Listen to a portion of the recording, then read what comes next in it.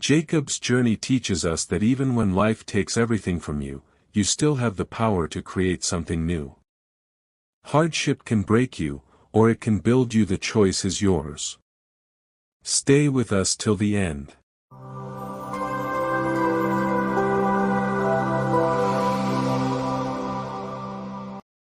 Jacob sat on the edge of the mattress that served as a bed for both him and his 4-year-old daughter, Lily.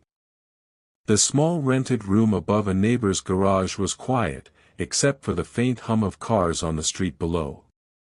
It had been 3 months since the divorce, but the weight of it still pressed on his chest like a stone.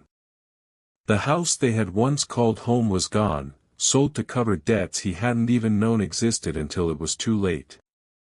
Most of their belongings had been left behind, too expensive to move or too painful to keep. All that remained were a few suitcases of clothes, some of Lily's toys, and the old pickup truck parked outside a truck that had seen better days. Every day was a balancing act. Jacob worked at a local auto repair shop from sunrise until late afternoon, then drove rideshare until past midnight. His body ached, and the dark circles under his eyes deepened with every passing week. He told himself he was doing it all for Lily, to give her the stability she deserved, but sometimes it felt like he was barely holding things together. Nights were the hardest. Lily often woke up crying, asking for mommy. Jacob would lie beside her on the thin mattress, stroke her hair, and whisper, "Daddy's here. You're safe." But when she finally drifted off, he would sit in the dark, his hands gripping his knees, wondering how much longer he could keep this up. Bills sat in a neat stack on the small wooden table: rent, daycare, utilities, each one a reminder of how quickly money slipped away. Sometimes he skipped dinner just so there would be enough for Lily to have her favorite cereal in the morning. He had never felt this broken, this defeated. And yet, every morning, he forced himself to get up before dawn, pack Lily's bag, and face another day. Because giving up wasn't an option. No matter how heavy life felt, Jacob knew Lily needed him and he couldn't let her down. It was a rainy Thursday evening when everything seemed to collapse at once. Jacob was exhausted from a long day at the repair shop, his hands still stained with oil as he hurried to pick Lily up from daycare before closing time. The sky had turned dark, heavy with storm clouds, and the rain came down in sheets. Halfway there, his old pickup truck coughed, sputtered, and finally died on the side of the road. Jacob slammed his hands on the steering wheel, rain pounding on the windshield like a cruel reminder of how little control he had over anything. He stepped out into the storm, soaked within seconds, and tried to start the engine again, but it wouldn't budge. By the time he arrived at the daycare, running through puddles, Lily was the last child waiting, sitting quietly in the corner. She looked up and smiled when she saw him, but her small voice asked, "Daddy, why are we always the last ones to leave?" The words hit Jacob like a punch. On the way home, carrying Lily under his jacket, his chest ached not just from the rain but from the crushing weight of guilt. That night, after Lily fell asleep, Jacob sat alone at the small table in their rented room. Water dripped from his jacket onto the floor, forming small puddles beneath his feet. He buried his face in his hands and let out a long, shaky breath. Something inside him knew this couldn't go on forever: the long hours, the exhaustion, the constant fear of falling behind. He reached for a cardboard box under the bed and pulled out an old, dusty sketchbook. Inside were designs for wooden chairs, tables, and toys, remnants of a dream he had abandoned years ago. As he flipped through the pages, a spark lit inside him. What if this was the way forward? What if he could use his hands to build not just furniture but a future?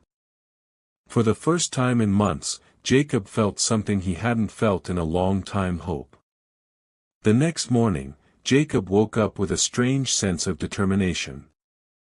His body still ached from the previous night's storm, but his mind was sharper than it had been in months.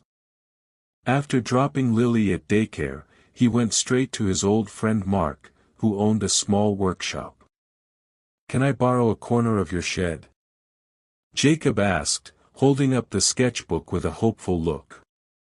Mark, who had seen Jacob at his lowest, simply nodded and handed him a pair of gloves. That day after work, Jacob stepped into the shed, breathing in the smell of wood and sawdust. He hadn't held a saw in years, but as soon as he began cutting the first plank, something inside him came alive again. At first, it was just small projects: a wooden toy train for Lily, a little stool for her to sit on.